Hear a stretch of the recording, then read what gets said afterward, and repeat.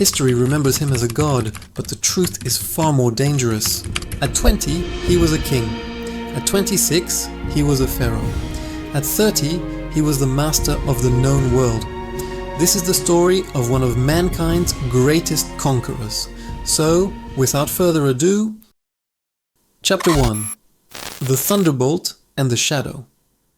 Before he was a conqueror, he was a boy caught in the gravitational pull of two titans.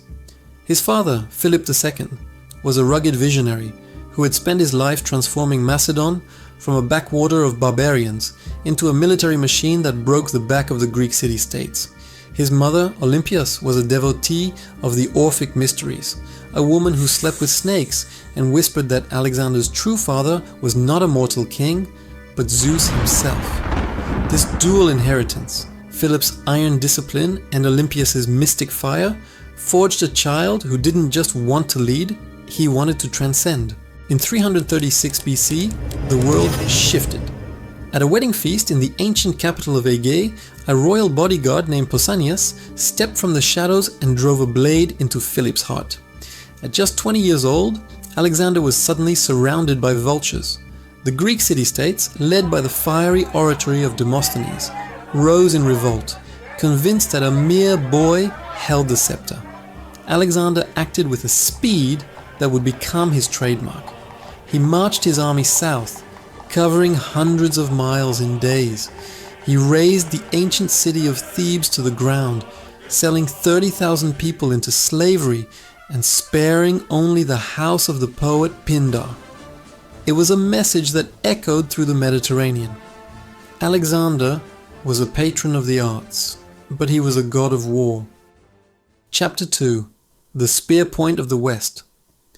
With Greece cowed, Alexander turned his eyes to the east, the Persian Empire. This was the Achaemenid realm, a superpower that stretched from the Mediterranean to the borders of India. In 334 BC, Alexander crossed the Hellespont with 35,000 men, and a philosophy learned from his tutor, Aristotle. He threw a spear into the Asian soil, claiming the continent as won by the spear. He didn't just bring soldiers, he brought a revolutionary tactical system. While the Persians relied on vast multi-ethnic levies, Alexander relied on the Macedonian Phalanx. These infantrymen carried the sarissa, a 20-foot pike that turned the army into an impenetrable forest of bronze. At the river Granicus, Alexander nearly died in the first charge, saved only by his friend Clitus the Black, who severed a Persian's arm just as it was about to fall on the king's head. After the victory, Alexander moved through Asia Minor, reaching the city of Gordium. There sat the Gordian Knot, an ancient puzzle that prophecy said only the king of Asia could untie. Alexander didn't fumble with the strings. He drew his sword and hacked it in two. For Alexander, there were no impossible problems, only insufficient force. Chapter 3. The Pharaoh and the Mediterranean Siege. At the Battle of Issus in 333 BC, Alexander met the Persian king, Darius III, for the first time. The terrain was narrow, neutralizing the Persian numbers. Alexander identified a gap in the line and led his companion cavalry, the elite shock troops of the nobility, in a direct surgical strike at Darius's chariot. Darius fled, leaving behind his mother, his wife, and his royal treasury. But Alexander was a master of grand strategy. Instead of chasing Darius into the heart of Persia, he moved south to strip the Persian navy of its ports. This led to the siege of Tyre, perhaps the greatest feat of engineering in ancient warfare. The city of Tyre was an island fortress, a half-mile out at sea. For 7 months, Alexander's engineers built a massive land bridge, or mole, through the ocean. When the Tyrians burned his towers, he built more. When they attacked from the sea, he assembled his own fleet. When the walls finally fell, the slaughter was total. From there, he marched into Egypt. The Egyptians, weary of Persian rule, crowned him pharaoh. In the lonely Siwa oasis, the priests of Amun addressed him as the Son of God. Alexander the king was fading. Alexander the living deity was rising. Chapter 4. The dust of Gaugamela and the burning of Persepolis. In 331 BC, the final reckoning came at Gaugamela. Darius had chosen a flat plain, leveled specifically so his scythe chariots could shred the Macedonian lines. He brought 200,000 men, Alexander brought 47,000. Through a blinding cloud of dust, Alexander executed a daring diagonal maneuver, drawing the Persian wing away and creating a fracture. He dove into the gap, aiming his spear once more at Darius.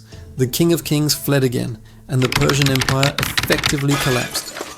Alexander stood in the ruins of Persepolis, the richest city in the world. He sat on the golden throne of Xerxes, his feet not even reaching the floor. During a night of heavy drinking, encouraged by the hetairai Thais, he set the palace on fire. Whether it was a drunken accident or a calculated revenge for the Persian burning of Athens 150 years prior, the old world burned to ash. But as Alexander moved deeper into Persia, he began to change. He adopted Persian dress and demanded proskinesis, the ritual of bowing to the ground. To his Macedonian veterans, this was blasphemy. They had followed a king who fought beside them. They were not ready to worship a sultan. Chapter 5. The Paranoia and the High Peaks. The conquest now shifted from a war of nations to a war of shadows. Darius was murdered by his own general, Bessus, who claimed the title of king. Alexander, feeling he was the rightful heir, pursued Bessus into the rugged mountains of modern-day Afghanistan and Uzbekistan. This was a different kind of war, guerrilla fighting against tribal warlords in the Sogdian rock. As the air grew thin, Alexander's mind grew dark. He uncovered a conspiracy involving his veteran general Parmenion and had him executed. Worse followed. During a banquet in Maracanda, a drunken argument broke out with Clytus, the man who had saved his life at Granicus. When Clytus mocked Alexander for Persianizing and forgetting his father Philip, Alexander seized a spear and ran his oldest friend through. The king spent 3 days in his tent weeping, but the lion was now a tyrant. To stabilize the region, he married the Sogdian princess Roxana, but his eyes were fixed on the sunrise. He believed the world ended at the edge of India, and he wanted to stand on that shore. Chapter 6. The Monsoon and the Battle of the Giants. In 326 BC, Alexander crossed the Indus River, entering a world of myth. He was met at the Hydaspes River by King Porus, a giant of a man who brought 200 war elephants to the field. The Macedonians had never faced such beasts. Under a torrential monsoon rain, the battle became a meat grinder. The elephants trampled the phalanx, while the Macedonians used axes and scythes to hamshackle the animals. Alexander won, but his heart was heavy. His beloved horse Bucephalus, who had carried him since he was a boy, died of exhaustion. Alexander wanted to push on to the Ganges, but on the banks of the Hyphasis river, his men finally broke. They had marched 11,000 miles. They were wearing rags and their armor was pitted with rust. They sat in the mud and refused to go another step.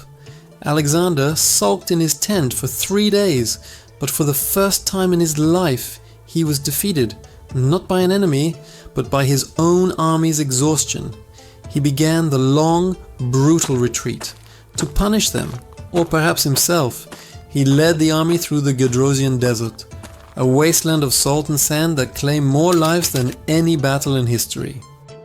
Chapter 7. The Final Days in Babylon. Alexander returned to Susa in 324 BC, where he attempted to force a marriage of East and West. He ordered 10,000 of his officers to marry Persian noblewomen in a mass ceremony, hoping to create a new, hybrid race to rule his empire. But the unity was a facade. His closest friend and likely lover, Hephaestion, died of a sudden fever, leaving Alexander inconsolable. He cut his hair, banned music, and executed the physician who couldn't save him. In June 323 BC, Alexander was in Babylon, planning new invasions of Arabia, Carthage, and Rome.